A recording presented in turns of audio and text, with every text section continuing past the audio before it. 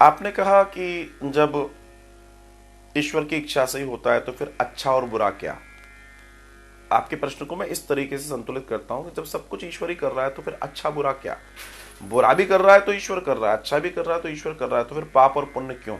ऐसे ही होना चाहिए ना आपका प्रश्न। चलिए इस पर चर्चा करते हैं। तो चर्चा का विषय यह है कि अगर हम इस चर्चा में जाएं तो हमारे पास ईश्वर ने एक विशेष अधिकार दिया है, जिस अधिकार को हमारे यहां विवेक कहा गया है। विवेक,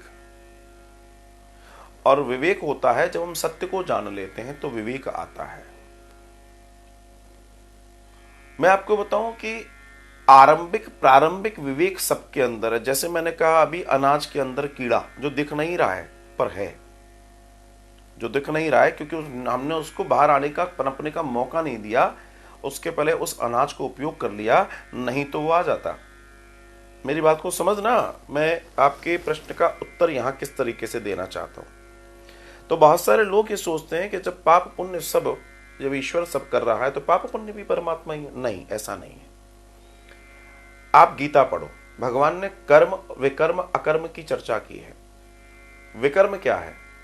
वो कार्य जो नैतिक नहीं है, जो ईश्वरीय सत्ता से अलग है, अर्थात उसके धर्म की चर्चा से अलग है, विकर्म कहलाता है।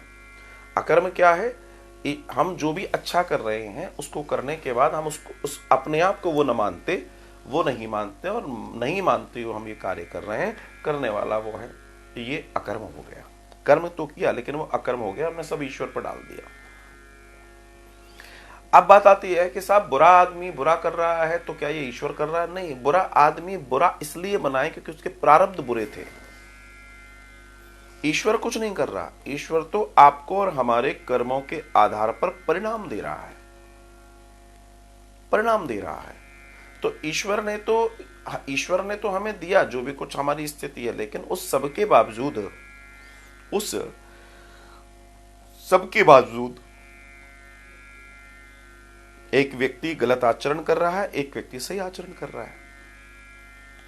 गलत आचरण करने वाला व्यक्ति जानता है कि मैं गलत आचरण कर रहा हूं, और सही आचरण करने वाला व्यक्ति जानता है कि मैं सही आचरण कर रहा हूं। यह भी ध्यान रखिएगा। तो जब आपको जानकारी है कि आप गलत कर रहे हो, जब आपको जानकारी है कि आप सही कर रहे हो, दोनों ही स्थिति को समझने का प्रयास कीजिएगा, तो फिर इसमें ईश्वर कहां से आ गया? When you know it। तो आपकी जो जानकारी है, इस जानकारी का जो दर्शन है वो समझिए, वो समझना बहुत जरूरी है। ईश्वर हमें हमारे कर्मों के आधार पर चीजें दे रहा है।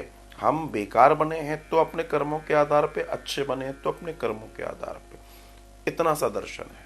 तो सभी लोग इस बात को जान लें कि सब कुछ ईश्वर की मर्जी से हो रहा है। तो वो जो ईश्वर की मर्जी है वो क्या है? वो मर्जी सिर्फ इतनी है कि आपको आपके कर्म के अनुसार फल वो दे रहा है, बस उसकी इतना कार्यक्रम है, इससे ज्यादा नहीं है, और ना उसको करना चाहिए।